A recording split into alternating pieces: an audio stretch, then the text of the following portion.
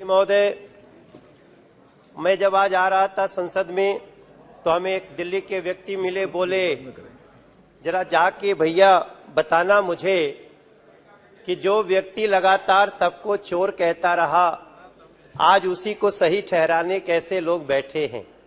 मैं छोड़ देता हूं, लेकिन एक बात सदन को ध्यान रहे अध्यक्ष जी कि दिल्ली के मुख्यमंत्री पद पे जो आज व्यक्ति बैठा है वो पहला मुख्यमंत्री नहीं है, वो 5वां मुख्यमंत्री है। इनके पहले शीला दीक्षित जी बैठी थी, उनके पहले सुषमा स्वराज जी बैठी थी, उनके पहले साहिब सिंह वर्मा जी बैठे थे और पहले मुख्यमंत्री मदन लाल खुराना जी थे। कभी भी इस तरह का संकट दिल्ली में नहीं आया था जो आज आया है।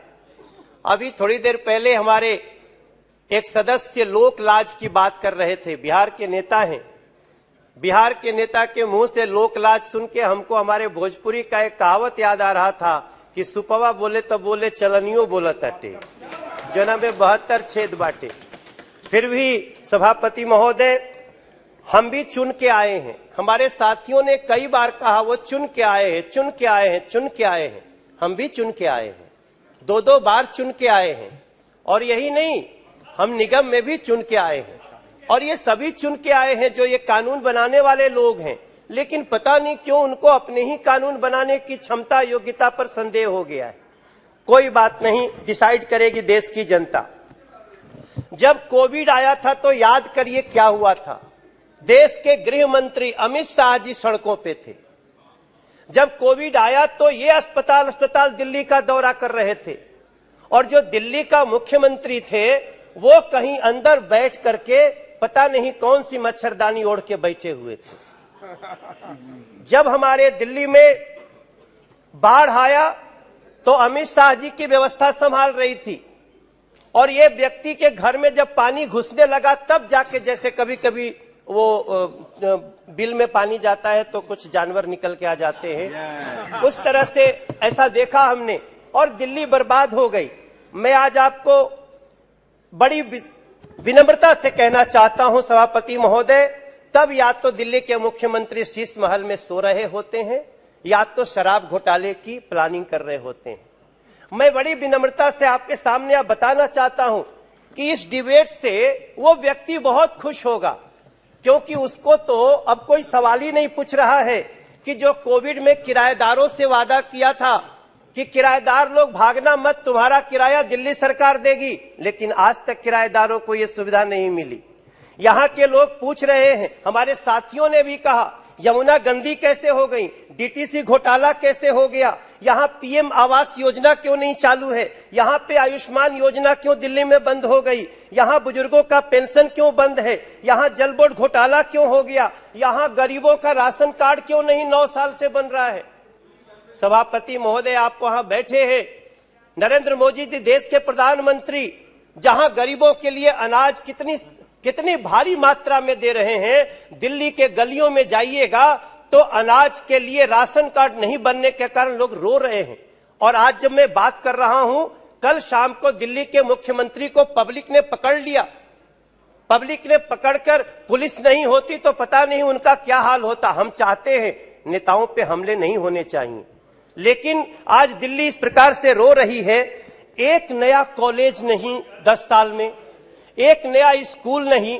ये सवाल अब पूछे तो कौन पूछे। झुग्गी वासियों को घर देने का वादा था दिल्ली मुख्यमंत्री का, देना पड़ रहा है देश के प्रधानमंत्री जी को। अभी 3025 लोगों को दिया। कई हमारे साथियों ने पूछा अध्यादेश क्यों आया। आप याद करिए, 11 मई को जब सुप्रीम कोर्ट का निर्णय आया तो दूसरे दिन जिस व्यक्ति के ऊपर शराब घोटाले का आरोप है, जो व्यक्ति फोन पे कहा है कि ये व्यक्ति मेरा खास है, इसको 100 करोड़ रुपया दे देना, वो जो मुख्यमंत्री पद पे बैठे हैं।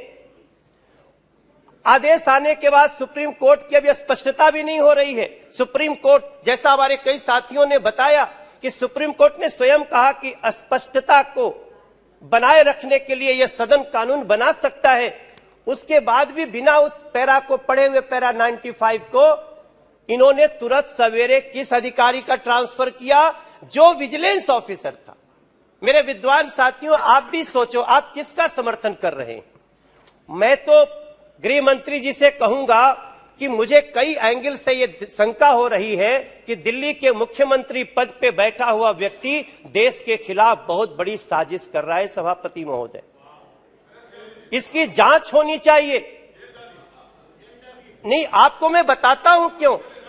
अभी जब यमुना जी में बाढ़ आया, अभी जब मैं यमुना जी में बाढ़ में गया तो मैं मुख्यमंत्री का एक बयान सुनता हूं, कई लोगों के कागज बह गए हैं, उनके कागज फिर से बनाए जाएंगे। मैं पूछना चाहता हूं, किसके कागज बहे?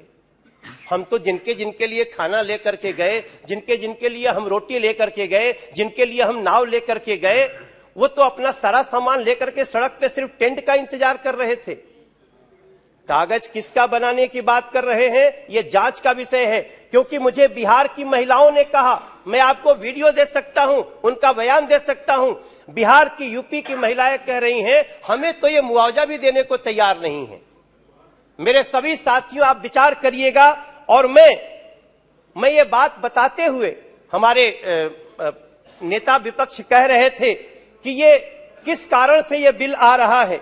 सुप्रिया सुले जी यहां बैठी थी, अभी है नहीं, उन्होंने मिस कोट किया सदन को। उन्होंने कहा कि दिल्ली के पूर्ण राज्य पे हम हमेशा मैनिफेस्टो में देते हैं। मैं तो दिल्ली में 2013 से हूं, न 2013 के चुनाव में, न 2014, न 2015, न 2017, न 19, न 20, कभी भी हमने मैनिफेस्टो में नहीं दिया। आप इतने बड़े सदन को गुमराह न करें। और जहां तक एलजी की बात है, एलजी वही टोकते हैं जहां संविधान का हनन होता है। सभापति महोदय, मैं G20 होने वाली है दिल्ली में। अभी एक दिन मैं अपने घर में रात के 12:30 बजे सोने की तैयारी कर रहा था, तभी पता चला एलजी महोदय बाहर सड़कों पे पेड़ पौधों की वो सुंदरता देखने आए हैं। मैं हैरान था। मैं घर से बाहर निकला और उस समय दिल्ली का मुख्यमंत्री अपने शीश महल में सोए हुए हैं। तब मुझे ये कहना पड़ता है कि सभापति महोदय, ये जो बिल है, ये दिल्ली के खुशियों का बिल है। इस बिल को मैं तो प्रार्थना करूंगा, आप बहस करिए, बहस करना ही चाहिए। बहुत अच्छा लग रहा है, सभी साथी बोल रहे हैं, कई दिनों के बाद बोलने का मौका मिला है। लेकिन ये बिल दिल्ली के झुग्गी वासियों का, दिल्ली के गरीबों का, दिल्ली की महिलाओं का, सबके अधिकार की रक्षा करने वाला है। इसको आप सब पास करें, यही हमारी आप सबसे प्रार्थना है। मैं इसका समर्थन करता हूं। सुनकर देखो, सुनकर देखो, सुनकर देखो जी। ममता, राहुल, मोदी बोले, लिखे जितेंद्र जी।